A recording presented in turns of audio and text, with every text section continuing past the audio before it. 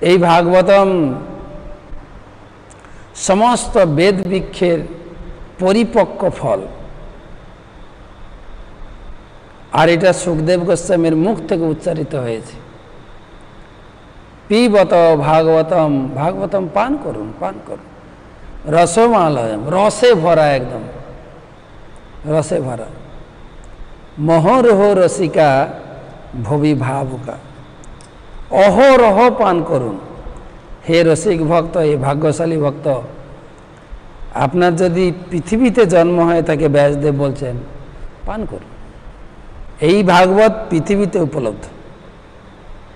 ন সত্যে চ কৈলাসে, স্বর্গে সত্যে চ কৈলাসে, বৈকুণ্ঠে নাস্তি অয়ং রস।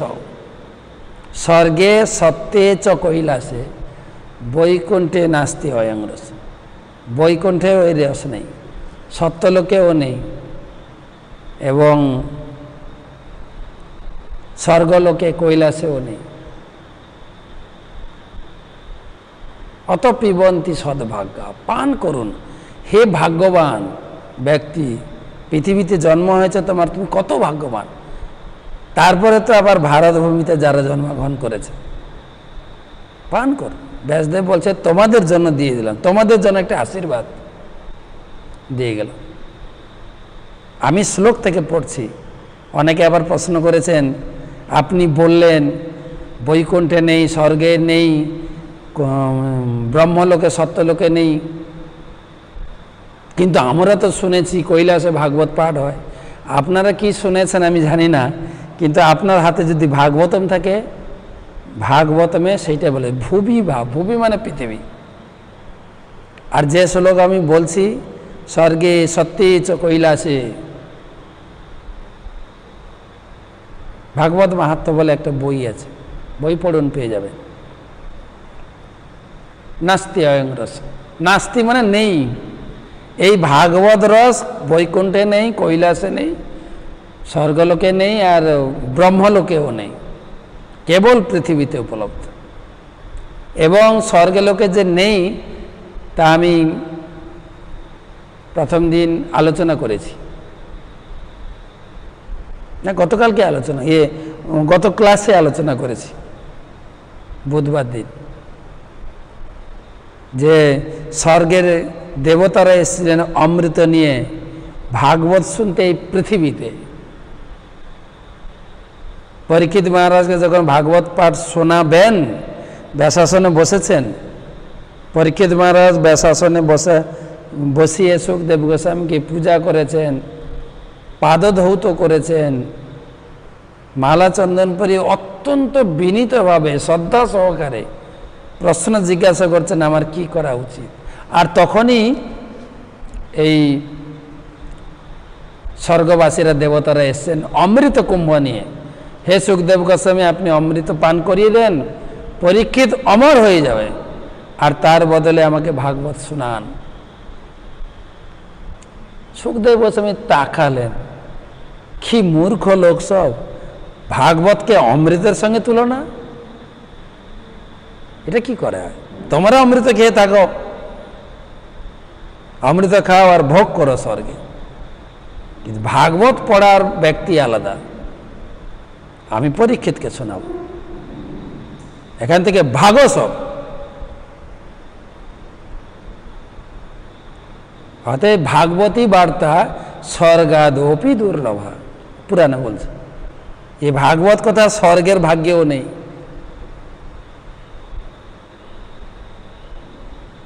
তো ভুবি ভাবুকা, ভুবি মানে পৃথিবী। আপনাদের হাতে শ্লোক আছে 3 নম্বর শ্লোকে, ভুবি পৃথিবী। পড়ুন। পরীক্ষিত মহারাজের 7 দিন ছিল, আমাদের জীবন আছে, পড়ুন। তো আজকে ভাগবতের কাহিনী শুরু হচ্ছে। এই গেল মঙ্গলাচরণ। আবার অনেকে প্রশ্ন করেছেন যে এই 3টা শ্লোক কে লিখেছে।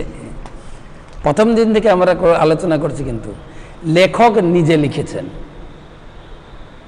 আবার প্রশ্ন আছে,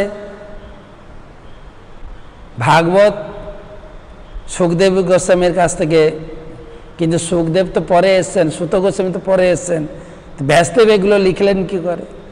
আমি কিন্তু সবসময় একই কথা বলছি, কিন্তু আমাদের জ্ঞান বুদ্ধি বিচার দিয়ে আমরা এটাকে মাপতে পারবো না, এটা আগে না এটা পরে। আমরা এখানে দেখেছি, আমাদের জড় বিদ্যা দিয়ে আমরা উপলব্ধি করেছি যে আমি আগে, আমার ছেলে পরে। কিন্তু ব্যাসদেব যা লিখে গেছেন, যে আমি লিখলাম, পরবর্তী আমি সুখদেবকে পড়াচ্ছি, পরবর্তী সুত গোস্বামী পড়বে নৈমিষারণ্যে, এই সমস্ত বর্ণনা দিয়ে গেছে, তিনি লিখে গেছেন। এবং আমরা প্রসঙ্গক্রমে আসব, কলিযুগে কি অবস্থা হবে আমরা এখন দেখছি। এই ভাগবত বর্ণনা হয়েছে দ্বাপর যুগের অন্তে, মানে ধরুন 5,200 বছর আগে, তখন লিখে দেওয়া হয়েছে কলিযুগের কি অবস্থা হবে। আমরা আসবো আলোচনাতে। আপনি বলবেন এইসব যে করোনা মরনা হবে, হবে তো এই ছিল কি 10 নম্বর ছিল কি, আজকে আসবে না, কালকে এবার আমরা পড়ব। অর্থাৎ আমি শাস্ত্র থেকে পড়ছি, আপনার কাছে যদি ভাগবতম থাকে আপনি মিলিয়ে নেবেন। আরেকটা হচ্ছে শাস্ত্রের উপরে অগাধ বিশ্বাস থাকতে হয়। আমি প্রথম দিন পড়েছি, কিন্তু ভাগবত আমরা কি করে বুঝবো? ভাগবতে অচিন্ত ঈশ্বর বুদ্ধি যার, ভাগবত সাক্ষাৎ ঈশ্বর, এবং যিনি লিখেছেন ব্যাসদেব, তিনি ত্রুটি থেকে মুক্ত। আমরা এই জগতে যা লিখি 4টে ত্রুটিযুক্ত। আমি যা লিখব সেটা আমার সময় মতো চলবে, আমি চলে গেলে ওটা চেঞ্জ হয়ে যাবে। হচ্ছে এক একটা থিওরি বৈজ্ঞানিক নিয়ে আসছেন, আরেকজন ওটাকে চেঞ্জ করছেন। আমরা সে যখন পড়ছিলাম মনে পড়ে ইভলিউশন থিওরি, বিবর্তনবাদ, ল্যামার্ক একটা থিওরি দিয়েছেন বৈজ্ঞানিক ল্যামার্ক, তারপরে ওটাকে কেটে দিয়ে আমাদের আরেকটা থিওরি এসে হাজির হলো, ডারউইন থিওরি। তো সুতরাং কিন্তু ভাগবত রচনাতে চতুর্থটি মানে ভ্রম, প্রমাদ, বিপ্রলিপ্সা, করণাপটক। ভ্রম মানে ভুল করার প্রবণতা, প্রমাদ মানে মোহগ্রস্ত হয়ে যায়, আর বিপ্রলিপ্সা মানে ভ্রম, প্রমাদ, বিপ্রলিপ্সা ইন্দ্রিয় কি বলে, বিপ্রলিপ্সা মানে প্রতারণা করা প্রবণতা। আমরা সবাইকে প্রতারণা করি এই জগতে, সবাইকে, ছোট থেকে বড় সবাইকে প্রতারণা। এবারে করণা পাঠক মানে ইন্দ্রিয় অপূর্ণতা, ইন্দ্রিয়ের অপূর্ণতা।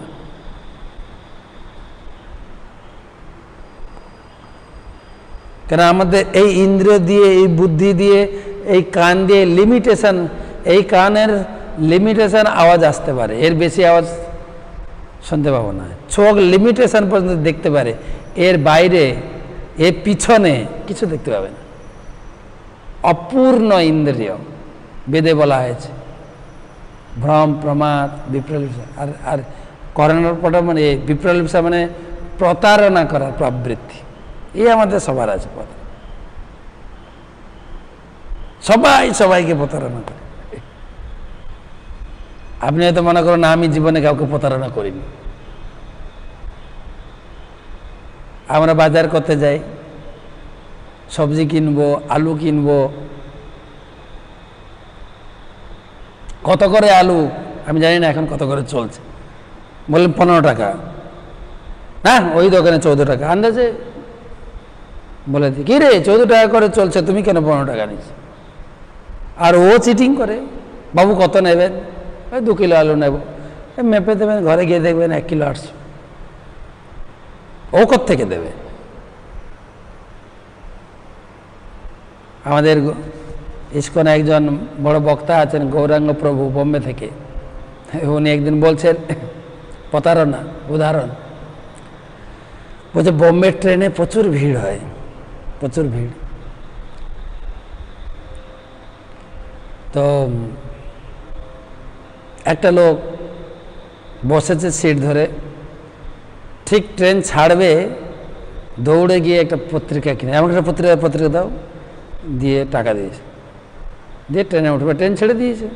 আর বলছে ভালোই ঠকালাম লোকটাকে, কেননা এই 2 টাকার নোটটা চলছিল না, ওকে 2 টাকা ছেঁড়া নোট দিয়ে চলে এসছে। আর যখন পেপার খুলে পড়ছে ওইটা 1 সপ্তাহ আগের পেপার, ও চিটিং করেছে, অসুবিধা কোথায়? 1 সপ্তাহ আগের পেপার, ওর চলছিল না, ওর চালিয়ে দিল। তো কিন্তু এই ভাগবত রচনা, গীতা রচনা, এগুলো হচ্ছে ত্রুটিহীন, প্রতারণাহীন, কোনো কিছু এডিটিং করা যাবে না, একদম ফিক্সড, যুগ যুগ ধরে চলছে। তাই আমি শাস্ত্রে যেটা আছে সেটা বলছি। আজকে শুরু করছি, আজকের বিষয়বস্তু আমি যদিও পাঠাইনি, আমি ক্ষমা চেয়ে নিচ্ছি। আসলে এত পরিমাণে মেসেজ আসছে, আমি ঠিক কমপ্লিট করে উঠতে পারছি না। আর প্রচুর পরিমাণে ভাগবতের অর্ডার, এসব নিয়ে আমি অনেকটা পিছিয়ে গেছি। আমি শুধু 2টো মেসেজ দেব।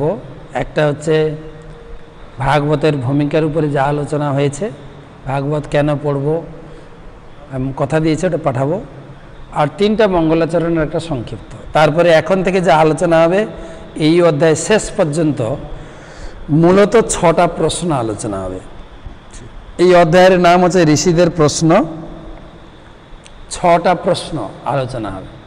এই 6টা প্রশ্ন নিয়ে আমরা আলোচনা করব।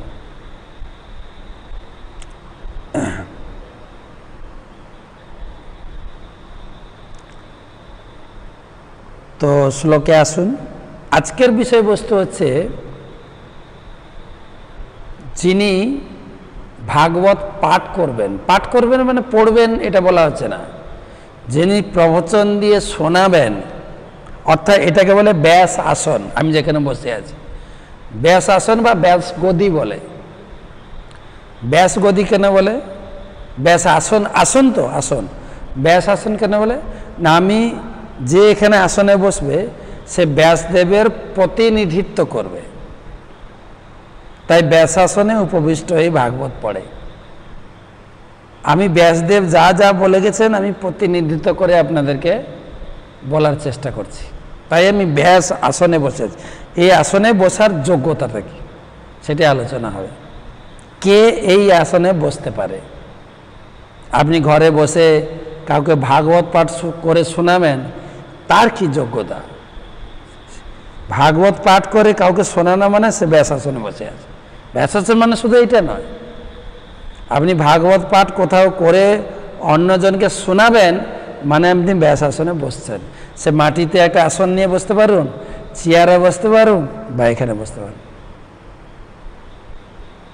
তার কি যোগ্যতা? কে দুনিয়াতে অনেক ভাগবত পাঠ হচ্ছে, টিভিতে, আস্থা চ্যানেলে বহু লোক রয়েছে ভাগবত পাঠ। আপনি টিভি খুললেই পাবেন কোথায় রামায়ণ পাঠ হচ্ছে, কোথায় ভাগবত পাঠ হচ্ছে, কত। তো আজকে ব্যাসদেব প্রথমে তুলবেন যিনি ভাগবত পাঠ করবেন।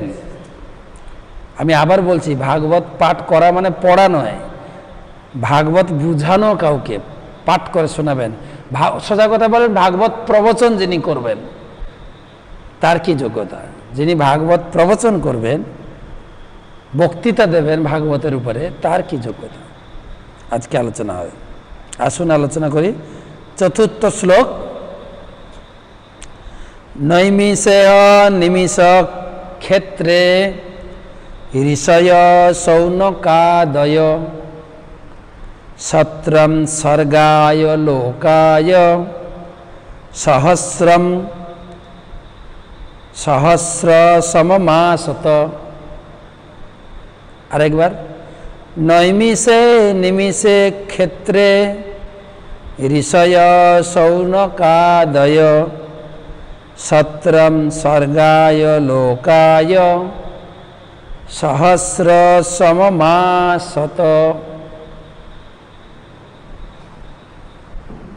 এক সময় অনুবাদ, এক সময় সৌনকাদি ঋষিরা পরমেশ্বর ভগবান এবং তার ভক্তদের প্রীতি সাধনের জন্য বিষ্ণু তীর্থ নৈমিষারণ্যে সহস্র বর্ষব্যাপী এক যজ্ঞ অনুষ্ঠান করেছিলেন।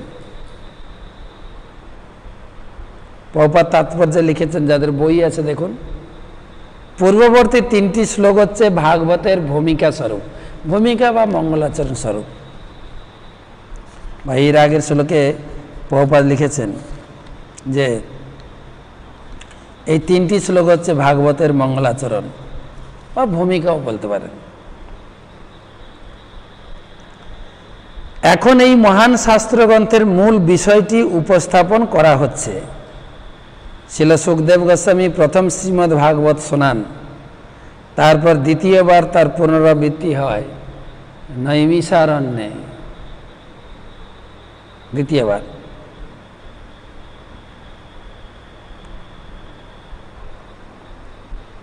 তো প্রথম ভাগবত শোনান সুখদেব গোস্বামী পরীক্ষিত মহারাজকে, প্রভুপাদ এখানে লিখেছেন।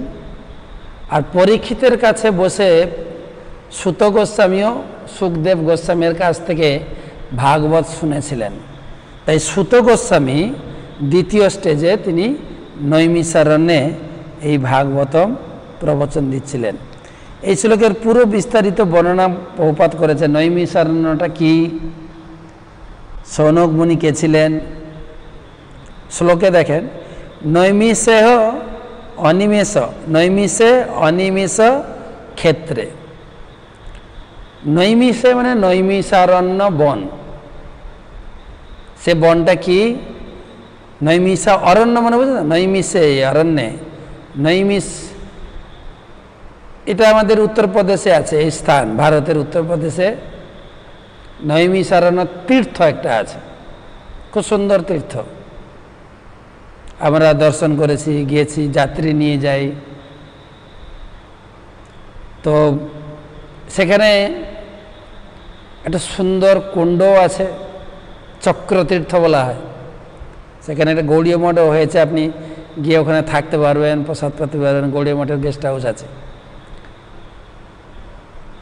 তো সেই প্রভুপাদ লিখেছেন তাৎপর্য, সেই নৈমিষারণ্যটা কি। ব্রহ্মা যখন এই ব্রহ্মাণ্ড সৃষ্টি করলেন ভগবান, তারপর তো ব্রহ্মার সৃষ্টি হলো। ব্রহ্মা চিন্তা করলেন যে এই ব্রহ্মাণ্ডের মূল কেন্দ্রবিন্দু কোথায়। ব্রহ্মার কাছে যখন ঋষিমুনিরা, ব্রহ্মা যখন ঋষিমুনিদের সৃষ্টি করলেন, তার মন থেকে, হৃদয় থেকে, ভ্রু থেকে, তখন সে ঋষিমুনিদের তিনি বললেন তোমরা তপস্যা করো। তখন তারা বললেন আমরা তপস্যার সর্বশ্রেষ্ঠ জায়গায় কোথায়। তো ব্রহ্মা ওখান থেকে তার কেউ বলে চক্র ছেড়েছিলেন, কেউ বলে পুষ্প নিবেদন করেছে। সেই পুষ্প ঘুরতে ঘুরতে, চক্র ঘুরতে ঘুরতে ঘুরতে ঘুরতে সেই জায়গায় পতিত হয়। এবং ব্রহ্মা নির্ধারণ করলেন সেই চক্রতীর্থই হচ্ছে, যেখানে চক্র এসে পড়লেন সেটা অত্যন্ত পবিত্র জায়গা, এবং সেই চক্রতীর্থ হচ্ছে ব্রহ্মাণ্ডের কেন্দ্রবিন্দু। ব্রহ্মাণ্ডের কেন্দ্রবিন্দু, ব্রহ্মাণ্ড তো গোল, তার কেন্দ্রবিন্দু হচ্ছে সেই চক্রতীর্থ। আপনারা যেতে পারেন, খুব সুন্দর জায়গা, যেখানে দধিচি মুনির আশ্রম আছে। আপনার প্রসঙ্গ আসবে যখন বৃত্রাসুর বধ হবে, বৃত্রাসুর বধের সময়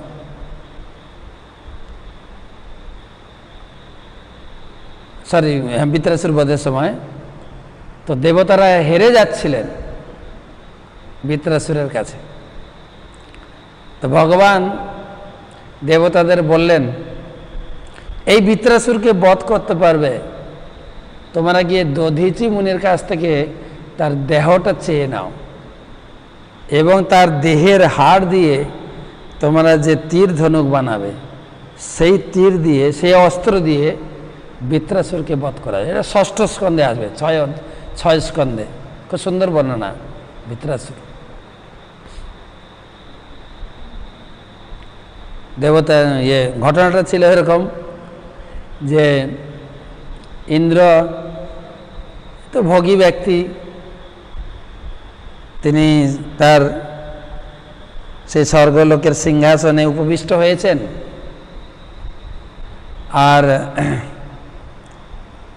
ওখানে একটা সুন্দর প্রমোদ অনুষ্ঠান চলছে, নৃত্য গীত প্রমোদ অনুষ্ঠান। আর সেই সময় গুরুদেব এসেছিলেন সেই সভায়। কিন্তু ইন্দ্র এতটাই মত্ত ছিল অনুষ্ঠান দেখতে, গুরুদেব এসেছেন খেয়াল করেননি। গুরুদেব অসন্তুষ্ট হয়ে, যে ইন্দ্র আমাকে সম্মান করলো না, অসন্তুষ্ট হয়ে চলে যান। পরবর্তীকালে জানতে পারে ইন্দ্র, আর ধীরে ধীরে এই গুরু অপরাধ হয়ে গেল। সেই গুরু অপরাধের ফলে ইন্দ্র ধীরে ধীরে ক্ষীণ শক্তি হয়ে পড়লেন, অসুররা পুরো দখল করে নিল।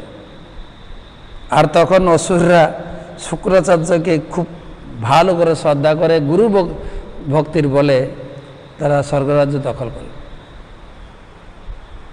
তখন ভগবান পন্থা দিলেন যে তোমাদের এখন গুরু নেই, সুতরাং না ব্রহ্মা তাদের আইডিয়া দিলেন যেহেতু গুরু নেই, তাই তোমরা বিশ্বরূপকে গুরু বরণ করে তোমরা যজ্ঞ অনুষ্ঠান করো।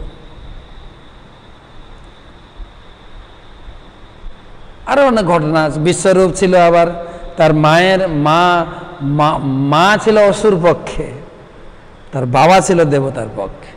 তা বিশ্বরূপ দেবতাই ছিলেন, কিন্তু যখন যজ্ঞে আহুতি প্রদান করছে তো দেবতা কুলের পক্ষেও আহুতি দিচ্ছে, মাঝে মাঝে লুকিয়ে অসুর কুলের পক্ষে আহুতি দিচ্ছে। আর এটাই ইন্দ্র জানতে পারে, ইন্দ্র আবার ওকে কেটে দিলেন। আবার ব্রহ্মহত্যার পাপ, এক তো গুরু অপরাধের পাপ, তারপরে আবার ব্রহ্মহত্যার পাপ, ছাড়ছে না। ব্রহ্মহত্যার পাপ ধাওয়া করেছে। তখন সেই ব্রহ্মহত্যার পাপ ইন্দ্র 4 জনকে বেটে দিলেন, নিজে বেঁচে গেলেন। 4 জনকে বাঁটলেন, 4 জনকে ডেকে সে কাহিনী আমরা শুনব। তিনি মাটিকে দিয়েছেন পাপ, মাটি মাপ। তিনি নারীকে দিয়েছেন, তিনি গাছকে দিয়েছেন এবং জলকে দিয়েছেন। মাটি, তো মাটিকে পাপ দিলেন, মাটি পাপ গ্রহণ করলেন এবং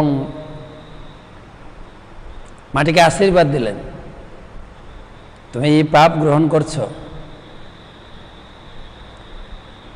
পাপ গ্রহণ। তো সেই পাপের যে প্রতিক্রিয়া, এত বড় ব্রহ্মহত্যা পাপ ছিল, সেই পাপের প্রতিক্রিয়া ধরুন এই মরুভূমি সৃষ্টি হয়ে গেল। মরুভূমি মানে সব পাপিষ্ঠ জায়গা।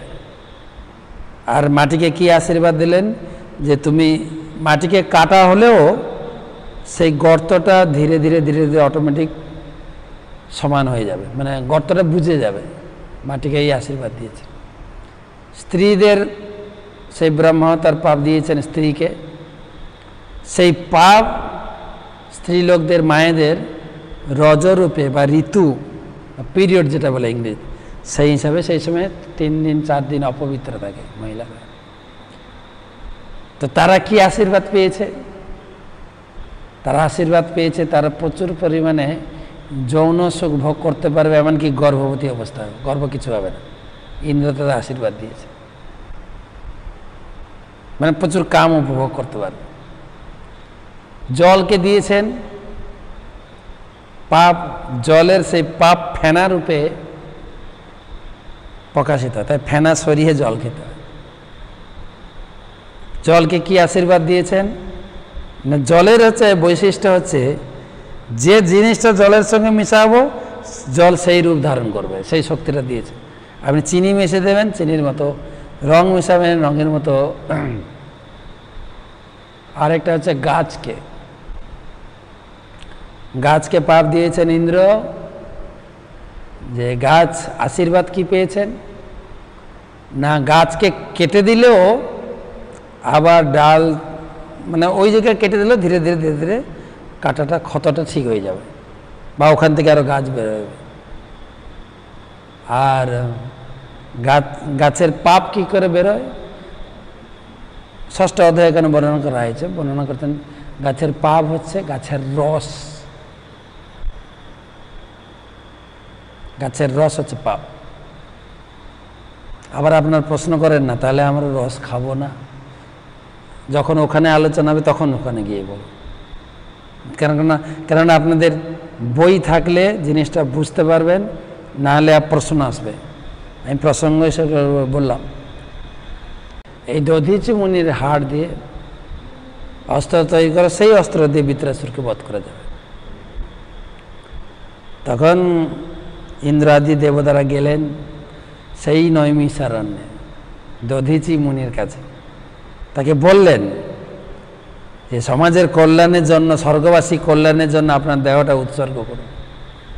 আর দধিচি রাজি হয়ে গেলেন, বলে এত বড় কল্যাণ কাজ আমি কেন করব না, আপনাদের যদি কাজে লাগে। এই দেহটা তো বেকার, পুরানো হবে, না হলে মরে যাওয়ার পরে যে কে কী করবে সেটা জানি না, তা আপনাদের যদি উপকারে লাগে আমি দেব। সেই হাড় দিয়ে অস্ত্র বানিয়ে বৃত্রাসুরকে বধ করা হয়েছে। খুব সুন্দর কাহিনী। সেই নৈমিষারণ্য দধিচি মুনির আশ্রম, ব্রহ্মার চক্র এসে ওখানে পড়েছিল, চক্রতীর্থ।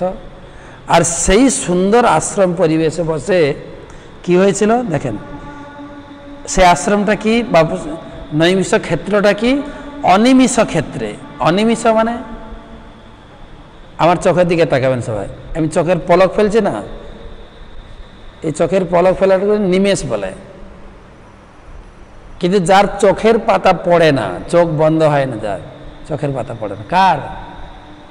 ভগবানের। তাই সেইটা যে ভগবানের ক্ষেত্র, তাই ব্রহ্মা বলেছেন ওখানে গিয়ে তপস্যা করো, ওখানে তুমি তপস্যায় তাড়াতাড়ি সিদ্ধি লাভ করবে।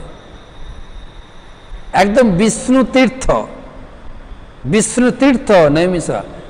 যদি আমাদের ভারতে থাকেন আপনি একবার দর্শন করে আছেন, যেখানে সুত গোস্বামী বসে ভাগবত পাঠ করেছিলেন। কি ঋষয় সৌনকাদয়, সৌনক একজন ঋষির নাম সৌনক ঋষি, বাকি অন্যান্য ঋষিরা।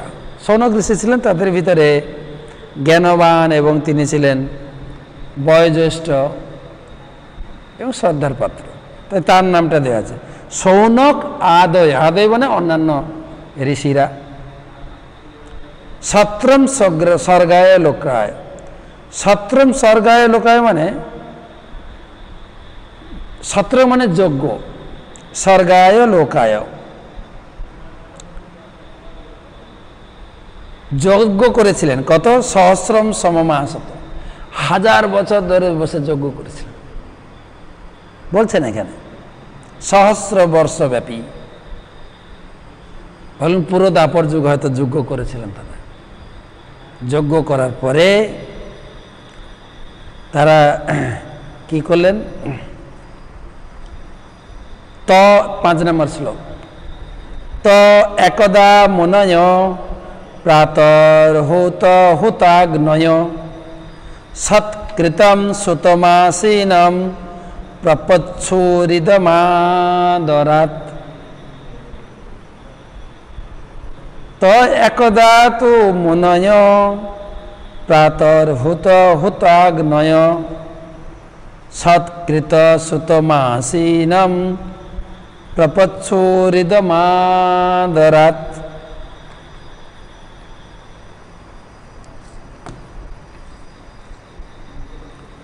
তো একদিন প্রাতকালে সেই সৌনকাদি ঋষিরা হুতাগ্নিতে আহুতি প্রদান করে সমাদৃত আসনে উপবিষ্ট ছিল সুত গোস্বামীকে শ্রদ্ধার সঙ্গে প্রশ্নগুলি জিজ্ঞাসা করছেন। আগের শ্লোকে দেখেন 4 নম্বর শ্লোকে এক সময়, এক সময় মানে এবারে ঘটনা একটা বলা হচ্ছে, এক সময়কার কথা। আর এই শ্লোকে দেখেন তু একদা, এক সময়, একদিন, একদা, যদা, তদা ভাষাগুলো আছে না। যদা মানে যখন, তদা মানে তখন, যদা মানে যখন, তদা মানে তখন, একদা একদিন একদিন যজ্ঞ করতে করতে একদিন তু মুনয় মুনি ঋষিরা প্রাতর হুত প্রাতকালে যজ্ঞে আহুতি প্রদান করেছেন, যজ্ঞ কমপ্লিট করেছেন। হংসাহা ইদং কৃষ্ণায় ইদং নমমা হংসাহা ইদং বিষ্ণবে ইদং নমমা যজ্ঞে সব যজ্ঞে আহুতি দিয়ে যজ্ঞ সম্পূর্ণ করেছেন প্রাত সকালে। হুত হুতাগ্নয়, হুত মানে যজ্ঞে অগ্নিতে আহুতি প্রদান করেছেন। দেখুন যজ্ঞে আহুতি প্রদান করা হয়। সৎকৃতম মুনি ঋষিরা সকালে উঠে যজ্ঞ সম্পূর্ণ করেছেন। আর সেখানে এসছেন সুতমা আসিনম, সুত গোস্বামী আসিনম, সুত গোস্বামী এসছেন। সৎকৃতম তাকে অত্যন্ত শ্রদ্ধা, ব্যাসাসনে বসার পরে দেখবেন আমাদের তাকে সম্মান করা হয়, তাকে মাল্যদান করা হয়, তাকে চন্দন পরানো হয় এবং তার গুণকীর্তন করা হয়, তাকে পূজা করা হয়। এবং আমাদের মন্দিরে যখন খুব সিনিয়র আমাদের শ্রদ্ধার পাত্র গুরুদেব যখন বসেন, তাকে সারা ক্লাস চামর ব্যঞ্জন করে তার শ্রদ্ধা জ্ঞাপন করা হয়। শ্রদ্ধা জ্ঞাপন।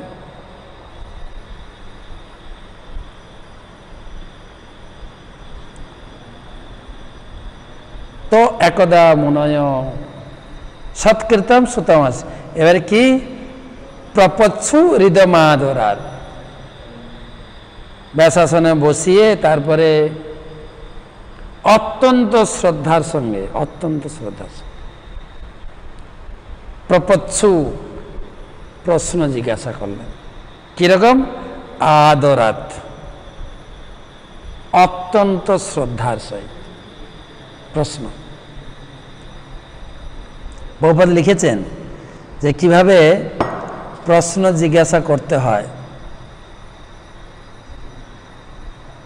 তাৎপর্যের পরের পৃষ্ঠা দেখেন, এই 5 নম্বর শ্লোকের ভাগবতের শ্রোতারা স্পষ্টভাবে তার হৃদয় অর্থ হৃদয়ঙ্গম করার জন্য বক্তার কাছে প্রশ্ন করতে পারেন যে আমি এটা বুঝতে পারিনি, একটু দয়া করে বলবেন। তবে তা কখনই উদ্ধত মনোভাব নিয়ে প্রশ্ন করা উচিত নয়। উদ্ধত, আপনি যে বললেন আমরা তো শুনেছি, যেরকম একটা প্রশ্ন অনেক লোক করেছেন, আমরা তো এতদিন শুনলাম রামায়ণ লিখেছেন বাল্মীকি, আপনি কি করে বললেন ব্যাসমুনি রামায়ণ লিখেছেন? তা আমি বলি নাই, ব্যাসদেব নিজে বলবেন, নিজে লিখবেন বা সুত গোস্বামী বর্ণনা করবেন। আপনি চলুন 4র্থ অধ্যায়, ব্যাসদেব ইতিহাস লিখেছেন, ইতিহাস মানে রামায়ণ মহাভারত, ইতিহাস লিখেছেন। তা আমি ব্যালেন্স করে বললাম যে ব্যাসদেবের আগে কোনো লিখিত শাস্ত্র ছিল না। আমরাও জানি বাল্মীকি রামায়ণ, রামায়ণটা ব্যাসদেবের রামায়ণ বলে না, কিন্তু ব্যাসদেব লিখেছেন। তার আগে লিখিত আকারের গ্রন্থ ছিল না, শ্রৌত বিদ্যা ছিল, শ্রৌত, যেটাকে বলে বেদ বা শ্রুতি। বেদ বা শ্রুতি গুরুদেব তার গুরুদেবের কাছ থেকে শুনেছেন, গুরুদেব তার শিষ্যকে দিচ্ছেন, শিষ্য পুরো জিনিসটাকে তিনি মাথায় ধারণ করে তার শিষ্যকে দিচ্ছেন। এই পরম্পরা ছিল। কিন্তু কলিযুগ আসবে জেনে ব্যাসদেব বলেন এই ব্রেনে কিছু ধরে রাখতে পারবে না, লোকে নিজের ব্রেনের উপরে বিশ্বাস করবে না। সবাই এখন মোবাইল চিপস বা কম্পিউটার চিপসের উপরে বিশ্বাস করে, রেকর্ডিং করে রাখে, যদি ভুলে যায়। নিজের মাথায় বিশ্বাস নেই। প্রায় যখন ক্লাস দিই কয়েকটা রেকর্ডিং ডিভাইস এখানে থাকে। সেই জন্য ব্যাসদেব বললেন না, রেকর্ডিং ঠিক আছে, একটা রেকর্ড করে লিখে দিয়ে যাই। তাই রামায়ণ লিখলেন, রামায়ণ তো বাল্মীকি বলেছেন, লিখলেন। বেদ তো আগে ছিল, বেদটাকে তিনি লিখে 4টা বিভাজন করে দিলেন, 4টা ভাগ অধ্যায় বলে না, কত জায়গা অধ্যায়, কত জায়গা সত্র,